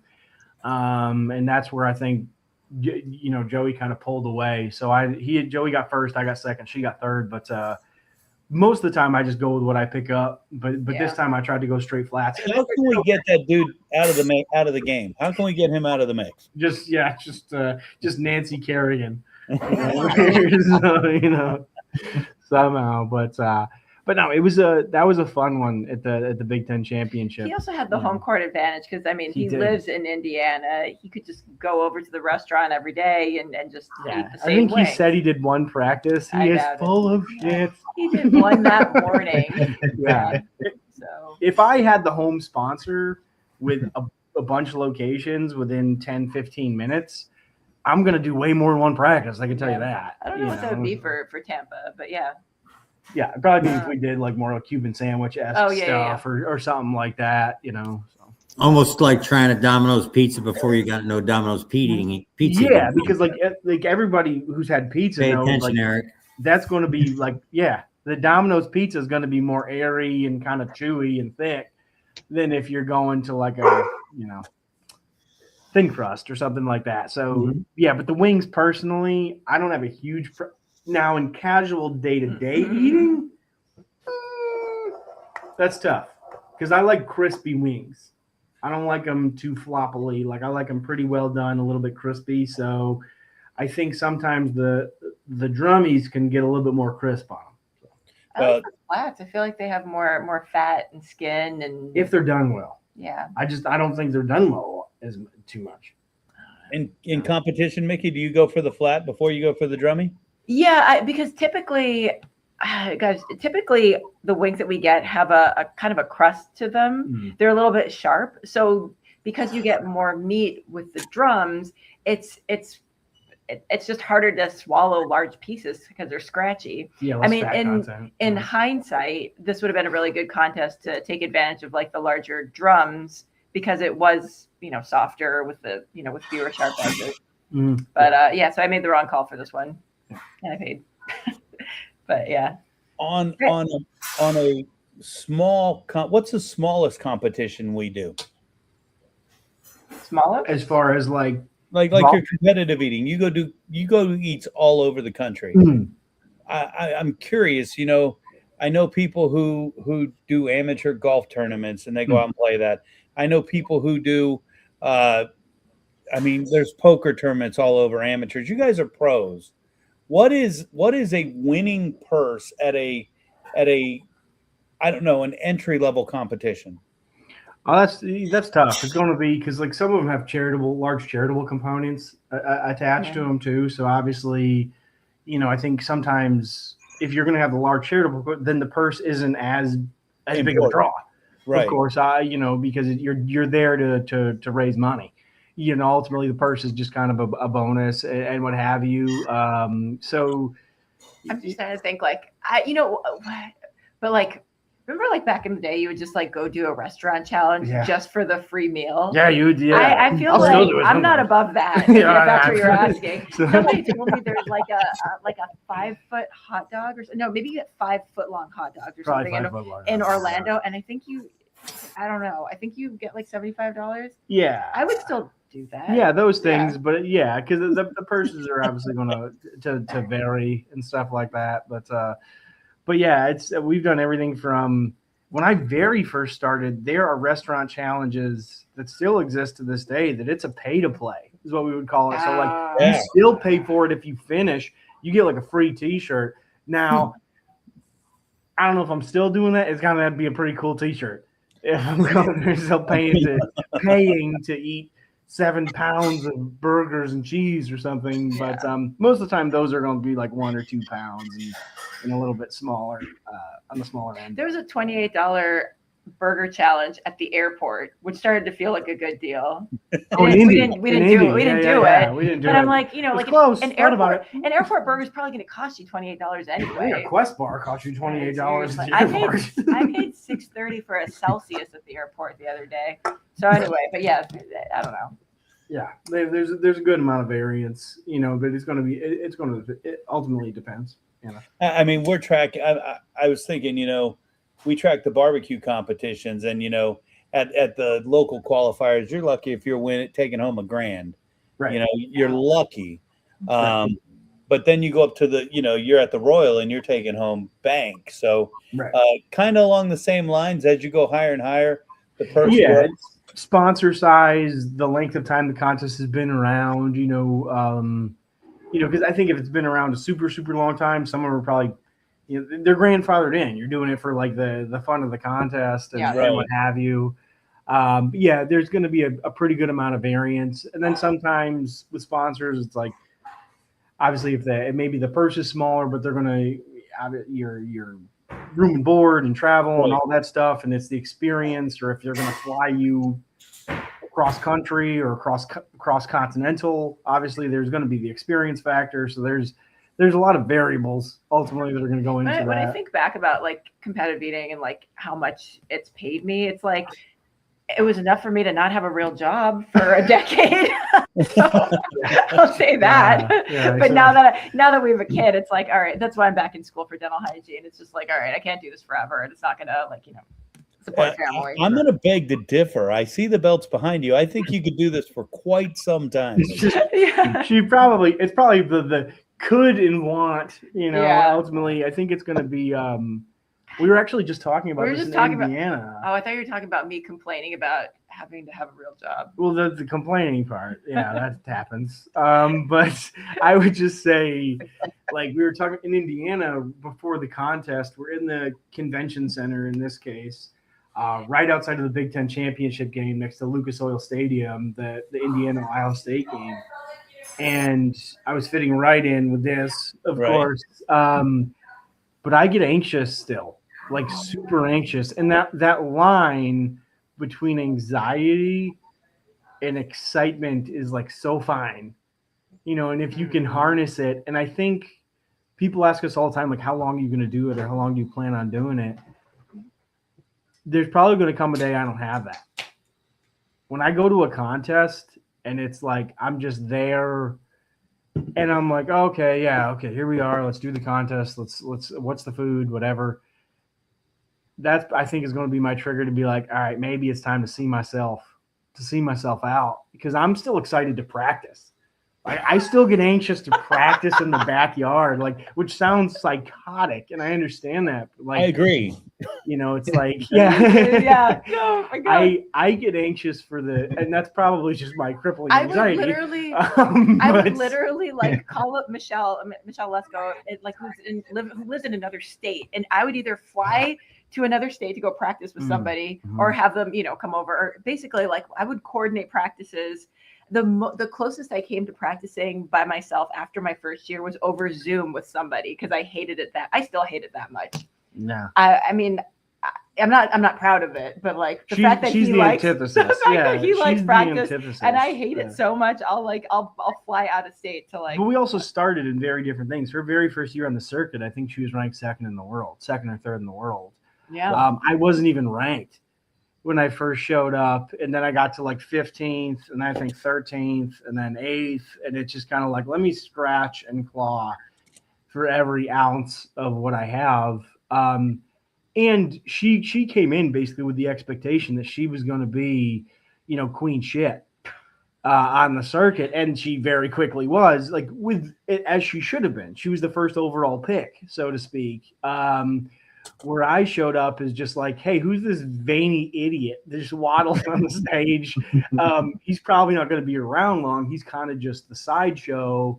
And then it's like, he's Miki Sudo's boyfriend, and then you start winning a little bit. But I think there's part of that too, that it's like, hey, you're never going to be able to knock off the guy. I will, every fiber of my being, shy of being a husband and father, will go into knocking off the guy. And if it's physically possible for me to do it, you can take that shit to the bank. I've watched you climb up the ranks, and I find it exciting. Just Thanks, man. it doesn't matter what sport it is. I mean, right now you're the underdog, and to watch the underdog keep climbing, that's as fun as watching, the champion hold on to her belt. It's equally the same excitement. I still think if I were a viewer, I feel like the most entertaining, at least women's events, would have been when, like, I was either losing up until the last second, or it was close, or you couldn't tell who was winning. I definitely, as a viewer, appreciate that. Obviously, I like having my belts, but like, I know the drama of, like, the underdog and like that story of overcoming. It's not lost on me. I just Yeah. So yeah. No, I get it. Yeah. Miki, you want to squash everybody. Yeah. Oh, she wants to just fucking bury Yeah, them, I do. But like when it's all over, and like I mean, to be honest, I don't care if I win by half a hot dog or whatever COVID year was, like 25 and a half hot dogs. I mean, it was more than that, I think. It was a lot. It was a lot. But I mean, because like a win is a win, and frankly, nobody's going to remember that other than me the next day. But I think as soon as the contest is over, I really do appreciate what it made for good TV. Like my favorite year is when Sonia was beating me with only 2 minutes to go. Dude, I can't watch Packers games because I'm getting this is so such a pissed. good game. She's like, isn't this fun? It's so exciting. Dude, I hate to say it, like I mean, like, everybody's trying so hard. The game's so close. Yeah, I'm like, so close. I would rather be 49-0. Yeah, Nick, you could just be a Jets fan, and then you wouldn't have to worry about any of it at all. Yeah, I'll see myself out. See you tomorrow. If that was the case, like, why not just read like the text updates of the game? Like, I don't know because I live for the misery of watching them lose in the playoffs. You could just the same thing. You could just Playoffs, what's that? tune in, like at 12:59. Oh, P.S. Joey Chestnut won again. And that would be, but I think it's more exciting to see all the drama. It is when I'm in it. Yeah, it is definitely is when I'm in it, especially like when nobody expects it. And I think I'm coming more and more to appreciate. Like my oldest, my daughter is 10. She's about to be 11. She just went to like all of New England's in the cheerleading championship, right? So it's like round after round they kept winning. And when they finally took an L, they got fourth in all in New England. That was tough watching her, because she obviously broke down. And I'm like, sweetie, the journey and the climb and explaining all this stuff. And she's like, yeah, but would you lose? You're really upset about it? I'm like, but I'm like, but sweetie, the thing is, like, exactly. And I wish I could take more solace in that climb. And I do eventually. So the way I just kind of explained it to her was like, hey, you're going to relive this a lot. This fourth you just took, every time you do, if you're thinking about 50 separate things you could have done differently, each time add in one more, hey, but my teammates and I came this far. Or do you remember that time in practice that we did this? Because I have, to an extent, gotten better at thinking about, like, dude, some of the most fun I've had in a psychotic way was like, I'm in the backyard with, I remember having 60 hot dogs and buns in me for the very first time, which is a really weird thing to say out loud. But like there's 60 hot dogs and buns, a couple 29-ounce of Gatorades, and God knows how much dunking liquid. And I'm like, and she's like, are you good? Kind of like out the slider door. And I'm like, just, yeah. You know, like those moments. And it's late June. So it's probably 97 degrees outside at 1 o'clock. There's a strange sense of like, how many people can fucking say that ever got to that point? Like, how psychotic do you have to be? Like, I'm not getting paid right now. I'm just doing this in the backyard. We're answering that question right now. Yeah. That's how psychotic you have to be. Yeah. I think it's, but there's a really strange, I guess at the end of the contest, after the actual big dance, it makes it slightly easier to reconcile the whole thing with yourself, knowing like there wasn't another rock that I could have turned over. I'm not thrilled with how things went the day of the dance, but it's like, man, the day they throw dirt on me, however long that is from now, I don't want there to be a single person to be like, oh, he probably could have worked. That's the probably one common denominator. They're gonna be like, that guy worked hard. Probably to his own detriment. I don't think there's any doubt that you work hard. When you moved your arm up, show everybody your fucking gun, bro. I mean, look at that thing. Yeah, I think there it is.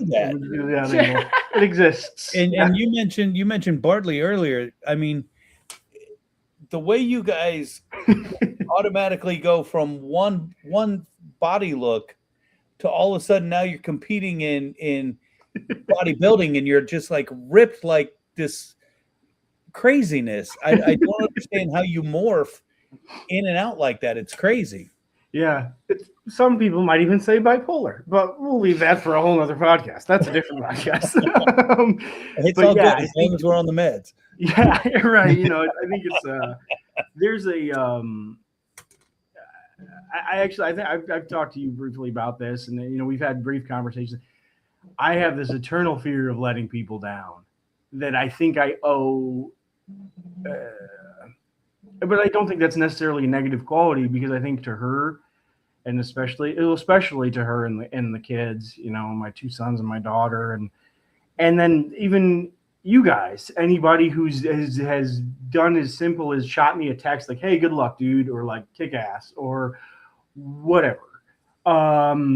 Just a pat on the back or an ounce of support either after the contest in a sense of like support or before the contest for encouragement. I feel personally that I owe those people everything I have in the tank. I don't want anybody to ever feel like he mailed it in, you know? So in that sense, the only way that I can kind of be okay with it after the fact, win, lose, or draw. I don't even want to win knowing that I just kind of fluffed, is if I gave everything I had. And that's, if that's not everybody, that's perfectly okay. You know, but that with me personally, that's the only way someone that was never the prom king, I'm not 6'8", I didn't run a 4.3, you know, it's never going to be that. That's the only way I'm going to stand a shot at taking home, you know, a title that I probably have no business taking home. Dude, I don't think anybody's ever going to say you mailed it in. No. Thank you. Well, I'll tell you one thing, and if I can throw my 2 cents in. Oh, please, yeah. I won't mention Eric getting beat at the pizza eating contest earlier in the podcast. I won't mention that. But when you're done with your competitive food, you need to coach. Because everything that you've said in this podcast is not only accurate, but it's actually inspiring. It really is. Yeah. You've nailed it. And you had me at the comment when you said, I hate losing more than I enjoy winning. That's That's the competitor. That's the champion. Thanks. I just wanted to point that out to you. No, I appreciate that. There's probably some mini golf courses with bent clubs that don't like that quality so much. But I can imagine. Yeah, I can imagine. Or a bad bratwurst. Yes, yeah, there's definitely. You guys are rock stars. I think I tell you that a lot, and I mean it. I really do. I love watching your family. If you guys want to know how these cats met, you can look it up on the internet, or you can go back and watch the first podcast they were on with us where we covered all that. But it's really cool how you met. And the fact that you guys still take time to come on and hang out with us, give back in the community, and you even offered to help us raise some money for the foundation, which we're trying really hard to make work out for everybody out there that's interested. Dude, I think you guys are rock stars, and it makes what I'm going to have to do now kind of hurt a little bit. Because I'm going to have to kick your ass in trivia, if that's all right. Oh, gosh.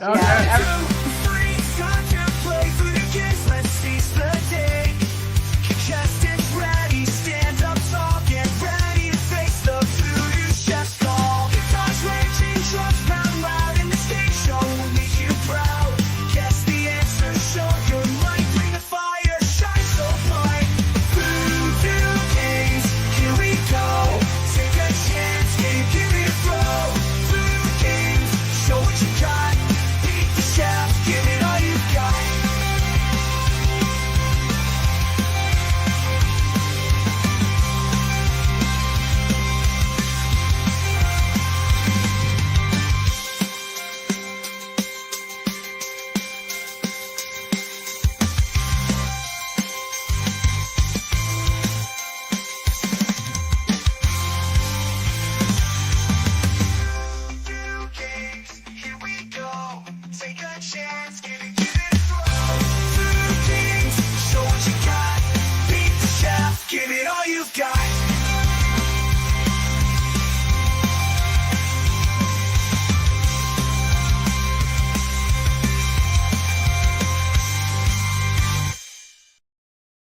All right.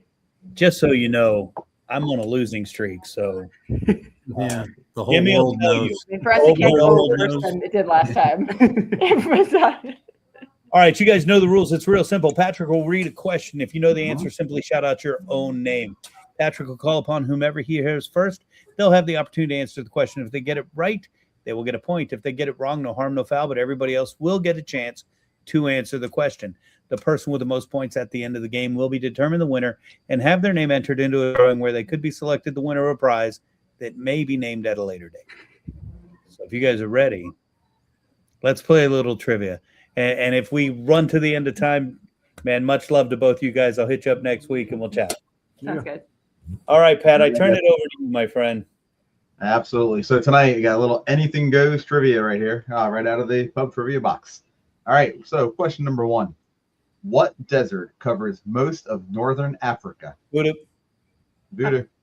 Mojave. Nope. Miki. Miki. The Sahara. Sahara. Yay! Are you guys playing together? Are you guys playing together? Or Yeah, separate? we'll play together. Together.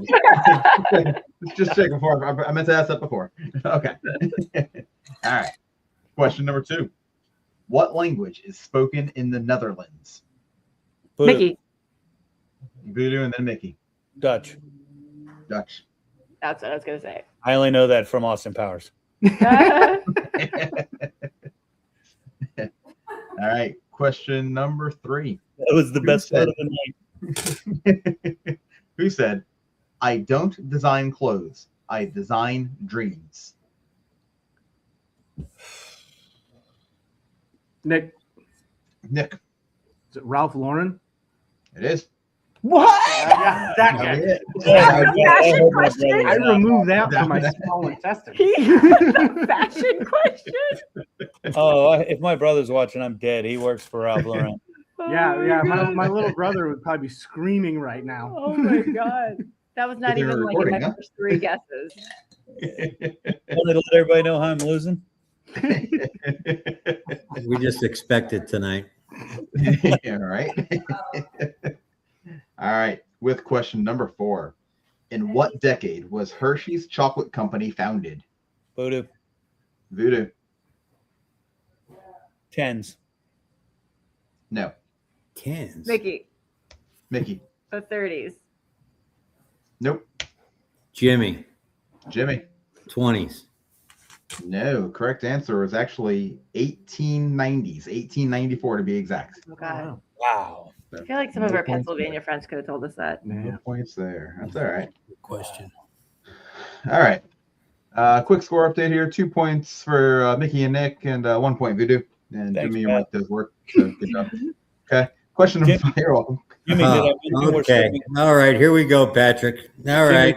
Yeah. Did I mention we're serving? And then the layups. All right. We're serving all chicken at the Epicurean. Perfect. Perfect. All right. Question number 5. If you were born on May 24th, what is your astrological sign? Jimmy. Jimmy. Gemini. Gemini. Look at that. Wow. Got me there. Yeah, no. Yeah. It's your birthday in May, Jimmy? No, my asshole brother's is. He's born on the 23rd. There you go. Yeah. Of course, against Gemini, it's been that way my whole life. All right. Question number 6. What branch of math is the study of the rates of change? Study of the Jimmy? rates of change. Jimmy. What is physics? Not correct. VooDoo. Of VooDoo. Calculus. Calculus is the answer. Oh, yeah. That would be Take it. you a while to Google that one, Chef. Much like Faith, I have a coach helping me. All right. So we got 2 points, VooDoo. 2 points, Miki, Jimmy. 1 point. I'm sorry, Miki, Nick. 1 point, Jimmy. With question number 7. What is the highest hand in poker? VooDoo. Oh. VooDoo. Royal flush. Thanks, Jimmy. Real flush. And Jimmy, that was a softball for you there. Hey, since we're talking about poker, Jimmy, let's talk about the Steve Pena Memorial Poker Tournament real quick, happening in February. February 1st. It's a dead weekend for most people. It's the weekend between AFC and FC champions and the Super Bowl. So it's usually a dead weekend, not a lot going on, other than maybe Gasparilla on Saturday. I'm not sure this year, but oftentimes it's Gasparilla's on the Gasparilla 31st. weekend. Okay, so it lines up with Gasparilla. If anybody has enough energy left, it's a great turnout. It's a great charity, and it's a good time. And you don't have to be a hardcore poker player. If you like just to sit down, shoot the shit, have a good time, meet a wide variety of people, it's a good afternoon. It's an amazing time, and we have been gracious enough to be named the benefactor. Thank you very much for that. Second year in a Absolutely. row. And it's a great time. It's a great weekend. And you can come party on the Gasparilla float with us on Saturday, and then join us at the poker tournament on Sunday.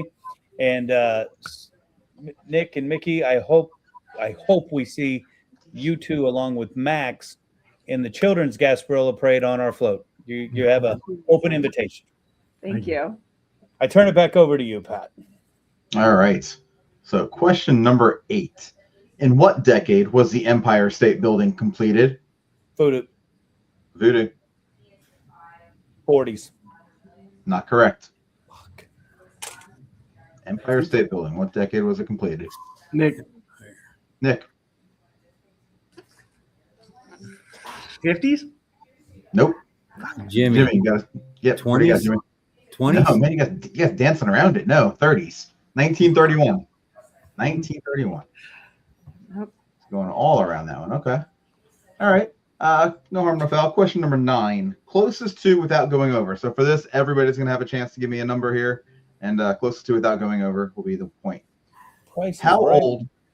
All right. How old was the youngest Nobel Prize winner when he won the award? So I'll go VooDoo first. Give me your guess. Closest to without going over. Closest to without going over. 12. Okay. Jimmy, what's your guess? Oh, we get one, yes. Yeah. Ooh. So they get to go last. Great. Thanks, Patrick. You're welcome. You're just next on my little spreadsheet here. And that was a Nobel Peace Prize. I'd say 17. 17. Ooh, Okay. Do you want to go 13 or 18? Let's just go 18. Dick. Okay, 18. You guys are going 18. All right. Closest to without going over is 18. The correct answer was 25. Oh. 25. We just watched a lot of Prices Right. Yeah. Yeah, I got Price is Right on that one. I swore you were saying Nick got me 13. on that one. I swore you were saying 13, and I was going to be, you're such an ass. All right, so that actually goes into, now we're going into question 10. We have a tie. 3 points, VooDoo. 3 points, Nick and Miki. And Jimmy, you're still hanging on with 1 point. No, I'm pretty sure you're not. All right, so with question number 10 right here. Where is it at? All right. The Jewish candle holder called the menorah is associated with what holiday? Miki. VooDoo. Ah. That would be Hanukkah. That would be correct. I thought you were going to ask us to name the menorah. I'm like, I know that. I thought he was going to ask how many candles were in candles. the menorah. 8. And I would have had to gone back to Adam Sandler for that. But don't worry, I'm going to enter your name into the drawing where you could be selected the winner of a prize. It may be named at a later date. Last time. Guys, I can't thank you guys enough for coming in. I think you guys are rock stars from Pat, Jimmy, and Ed, who's not here tonight. Just much love and keep rocking what you do. I love that you support the foundation. And I look forward to a time to where we get to have that competition hosted by VooDoo Chef Foundation with you guys sitting front row just kicking everybody's ass. Thank you. No, seriously, thank you so much for having us. It's always fun to come on.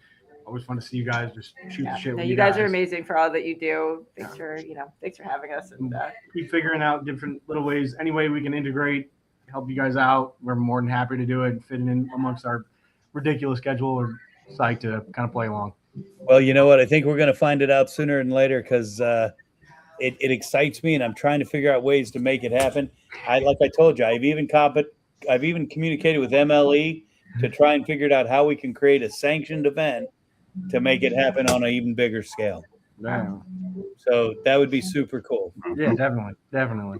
Hey, much love until next time, guys. Peace and love to everybody out there. Guys, what's going on, Voodies? It's your boy. Let's try it again because I really suck. Peace and love.